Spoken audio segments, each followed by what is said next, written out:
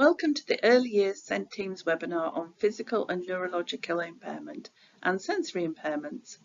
Our webinar will take you through the definitions of the needs we are looking at today, the impact of a child's impairment, and then look at the reasonable adjustments you can make in your settings to positively include children with these types of needs.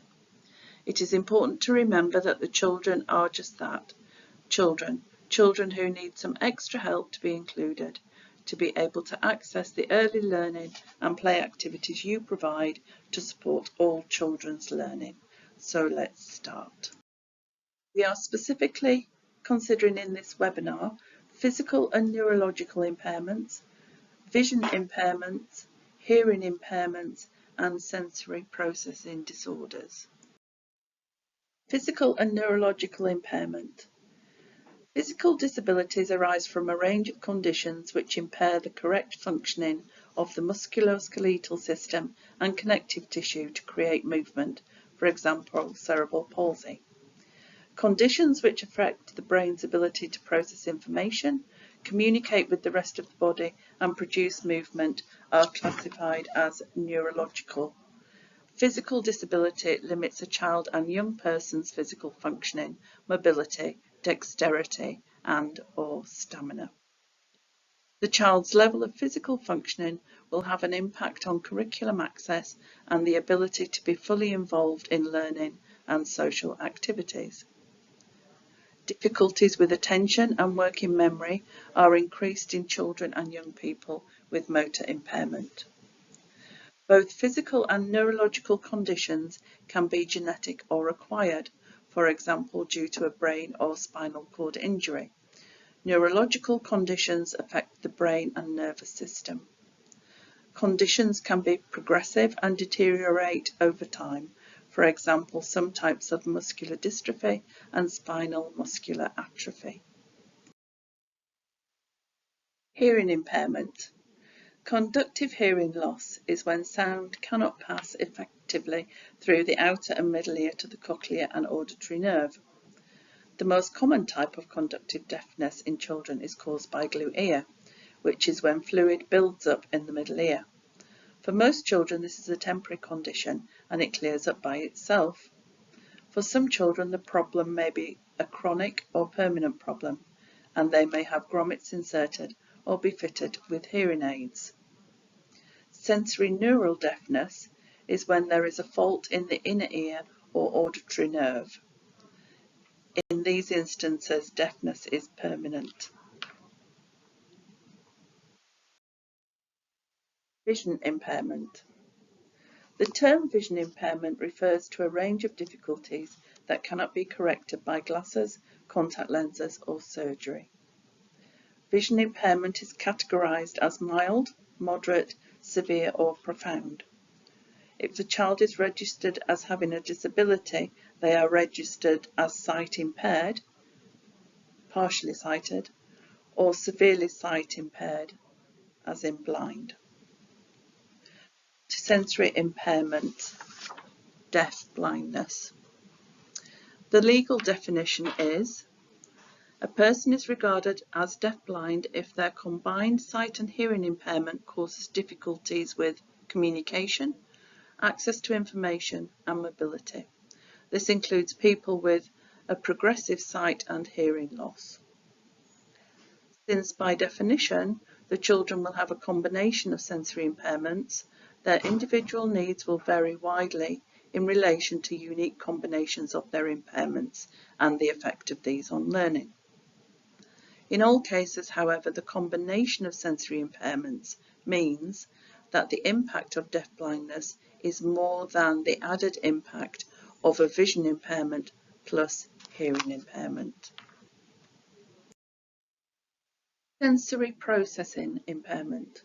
A person with sensory processing issues has physically functioning senses, hearing, vision, touch, etc., and the brain receives the signals in a typical way. But the brain has trouble filtering and organising the information taken in by the senses. Sensory information includes things that you see, hear, smell, taste, or touch. Sensory processing impairment can affect all the senses or just one. A child can be overly or undersensitive to stimuli that other people are not. For example, bright lights, loud, sudden or sustained noises, the sensation of scratchy fabrics or clothing tags against the skin, specific tastes or smells. Some children are unable to tolerate physical contact with other people, for example, the pressure of a hug. Being in a crowd may be unbearable for children with a sensory processing impairment. Now we have come to the part of the webinar where we consider the potential impact of a child's impairment and some of the reasonable adjustments you can make in your setting to support the children's inclusion. The more adjustments you make, the better. It's important to also remember that these adjustments will support other children in accessing a more conducive learning environment and could be viewed as providing quality provision for all. Physical and neurological impairment. Some children require specialist equipment and/or toys to support their access to the play and learning environment. For some children, this will involve occupational and physiotherapists providing individualised advice around the use of appropriate equipment. Children who require specialist equipment and position changes will require adult support. A child may have difficulties with core stability, affecting independent sitting or mobility, and require specialist seating or supportive equipment to aid walking. This may require staff to undertake an audit of the environment, ensuring that mobility equipment can be moved around smoothly, allowing the child access to learning and play activities. Some children may show evidence of unsteady gait or coordination and may require some environmental adaptations to allow access to play and learning activities. For example, access to a chair for group or carpet activities, or activities presented at differing heights. How can you help? Provide modified materials and environment. For children who may have fine motor control difficulties, adaptations such as having a range of mark-making equipment consistently can help. For example, felt pens for children with weak pressure, chubby chalks for children with whole hand grip, etc. Some children may have greater difficulty with some aspects of self-help skills than typically developing peers, and may benefit from step-by-step planning to master the skill with targeted adult support. Impaired mobility can cause difficulties with spatial orientation and coordination. This hinders access to use typical equipment and toys. Adaptations are needed for access. For example, non-slip mats under activities, block scissors. Be mindful and supportive of the impact of a physical and neurological impairment. A child may struggle to complete elements of self-care or daily living tasks with a level of independence appropriate to their age and stage. Allow time to perfect these skills within the perimeters of the child's physical capabilities. Time for repetition and task completion. Consider the need for the aids. Difficulty strength, spatial orientation and coordination can cause frustration, distress and low self-esteem. A child may have ongoing difficulties with sensory regulation, which may relate to a neurological condition requiring health advice. Children with continuous loss of physical skills that impacts on their access to the environment may experience gaps in their development. It is important for adults to be aware of this and provide other means of ways for the child to access the learning or experience. Vision impairment. A good visual environment is beneficial for all children, not just those with identified visual difficulties. All babies and young children find focusing on and discriminating between images in a visually busy environment more difficult than adults. A child with a visual loss may have specific difficulties with focusing, tracking, scanning and vision, as well as motor integration and perceiving depth, position, distance and speed in the environment. Some children experience their vision within a reduced visual field. A child's vision may be affected by lighting levels. This can be glare or low lighting levels, inside, outside, and when moving between areas of different lighting. Managing visual fatigue is challenging for any child.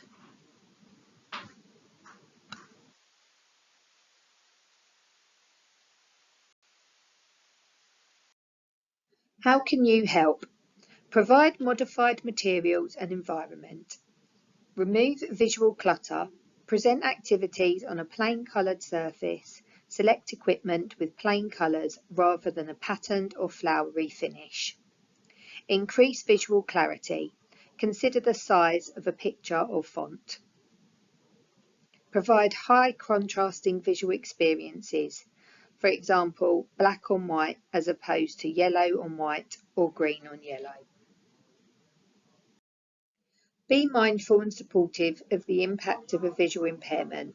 A child may struggle to move in a busy or unfamiliar environment. They may need to learn the layout or route of a new environment to move safely and with independence. The child will benefit from support to transition between activities and environments. A child may struggle to complete elements of self-care or daily living tasks with a level of independence appropriate to their age and stage. Allow time to perfect these skills, time for repetition and tasks to complete. Children may struggle to initiate social interactions, develop friendships and/or understand social situations. They may have difficulty in expressing their own emotions and understanding the emotions of others. Supportive adult coaching through these situations and experiences not only promotes learning but a more nurturing experience and thus confident children. A child may have difficulty linking language to meaning, for example, concept development. Provide multisensory learning experiences. Hearing impairments. A good listening environment is beneficial for all children, not just those with identified hearing difficulties. All babies and young children find listening in noise more difficult than adults. A child with a hearing loss has specific difficulties in accessing speech in noise. Listening to speech against any background noise can be very tiring and challenging for any child. How can you help? Provide modified materials and environment. Cover hard fabric and use soft furnishings where possible. Hard surfaces create reverberation. Put felt in the bottom of pencil or crayon pots, chair feet and any other equipment that makes unnecessary noise. Cover walls with paper or fabric and displays of work.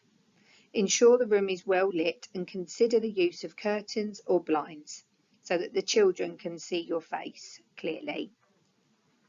Faces to aid lip reading and other non-verbal cues. Close doors and windows to noisy areas and avoid playing background music. Be aware of and try to minimise background noise created by electrical equipment. A child may be using sign language and all adults should support the use of this in the setting. Be mindful and supportive of the impact of a hearing impairment. The child may be more dependent on cues from others in their environment, typically watching others perform daily routines to gain understanding before engaging in them themselves. Watching others at play and in learning activities before feeling confident enough to have a go. Allow time for this to happen.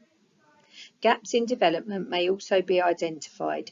Delay in listening, language and communication affects the children's ability to gain full access to the world around them. Adults to ensure that all communication is clear, paced and visually supported through objects, pictures, demonstration, signs, etc. The child is likely to have language delay and some gaps in vocabulary. As above, adults to ensure that all communication is clear, paced and visually supported. Speech clarity may be affected. Adults to ensure that all communication is clear-paced and slight emphasis placed on the parts of speech that are important or being taught. Hearing difficulties may impact on the development of early literacy and phonics skills. Phonics should be presented through a range of multisensory learning activities. A child may have difficulties taking part in social situations and interacting with other children, as well as adults, for example, during play, snack times and lunchtime, impacting on developing friendships and social skills. Adults should provide support through the use of an appropriate communication style for the child and to demonstrate appropriate engagements. Sensory processing disorders. Some children require specialist equipment or toys to support their access to the play and learning environment. For some children, this may involve occupational therapists providing individualised advice around the use of appropriate equipment. A child may have difficulties with sensory processing that impairs their access to environments and experiences. Limited access to different environments and experiences can have an impact on specific or all areas of learning and development. Children with sensory processing impairment may experience anxiety, may find change challenging, and as a result express this through tantrums or meltdowns. How can you help? Provide modified materials and environment. Gather a full understanding of a child's sensory processing difficulties. Prioritise minimising sensory stimuli in your environment that may cause discomfort or anxiety. For example, if a young person is averse to loud noises, use fabric and soft furnishings to absorb noise. Pre-warn and prepare the child for events such as fire alarms. Consider the use of ear defenders. If a child is averse to certain textures, consider offering the activity or learning opportunity using different resources. Children with sensory processing difficulties can find the environment overwhelming and exhausting. Consider providing appropriate spaces for the child to go to have respite from the overwhelming environment. Be mindful and supportive of the impact of a sensory processing impairment. Some children can find benefit from gradual introduction to and access to the stimuli they find overwhelming. Alternative present learning activities may need to be considered. For example, the texture of toys, equipment, or volume of activities. The environment, the visual busyness surrounding the focus element of an activity, smells, etc. We now have a few general pointers for good practice. Successfully supporting any child with additional needs relies on good communication by all adults involved. A positive transition into any new environment sets the tone for the rest of the experience for children, parents and staff alike. The people who know the child best are their parents, therefore can provide staff with valuable information regarding how the child responds to different situations and appropriate expectations. How the parents themselves support their children to access a range of events and activities. How their child prefers to be supported or comforted if overwhelmed. This information will provide the basis for your planning to include the child into your setting. If a child has therapy or specialist advisors, they too can provide valuable information as above. Children's needs change over time. It is therefore important to keep regular and open communication between all adults supporting the young person's development and learning. The last two slides in our presentation contain information of useful places to go to gather further information regarding support services and systems in Hertfordshire for children with additional needs. Thank you for your attention, and we hope you have found this presentation informative.